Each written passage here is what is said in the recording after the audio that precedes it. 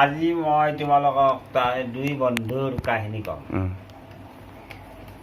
এসময়ত নলবাৰী জিলাৰ পৰা দুজন বন্ধু বাক্সা জিলালৈ ফুৰিবলৈ গৈছিল। এই বাক্সা জিলাত গৈ তাৰমানে এখন হাবি পালে। সেই হাবিৰ মাজেদি যাই থাকোঁতে তাৰমানে এটা ভালুক দেখা পালে।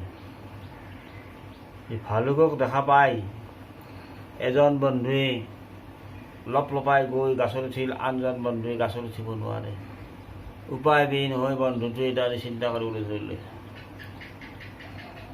এতিয়া মই কেনেকৈ তাৰমানে মোৰ জীৱনটো ৰক্ষা কৰোঁ। তেতিয়া তেওঁৰ মনত পৰিল যে ভালুকে বোলে মৰা নাখায়, গতিকে মই মৰা ভাও জুৰো।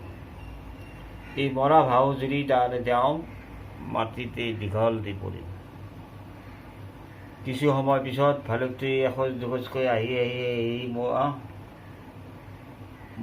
ওচৰ পালে। এই মৰা ভাও দৌৰি থকা মানুহটোৰ ওচৰ পাই ভৰিৰ পৰা মূৰলৈকে শুঙি কিছু সময় পিছত তাৰমানে ভালুকটো গুচি গ'ল। আনজন বন্ধুৱে গছৰ পৰা নামি আহি এই আনজন বন্ধু সুধিলে, বন্ধু ভালুকটোৱে কাণে কাণে কি কৈ গ'ল? যে ভালুকটোৱে কাণে কাণে কৈ গ'ল যে বিপদতে বন্ধু চিনিব পাৰি। বুজিলা নহয়? সম্পদৰ বন্ধু বহুত, কিন্তু বিপদৰ বন্ধু কম। বন্ধু হৈ তুমি যদি তাৰমানে দোকানত যাই পেলাই তাৰমানে তোমাৰ চাহ মিঠাই খুৱাব খোজা, বহুত বন্ধু পাবা, কিন্তু বিপদত বন্ধু খুব কম পাবা। আজিলৈ ইয়াতে সামৰিলোঁ। মনত থাকিল নহয় তোমালোকৰ?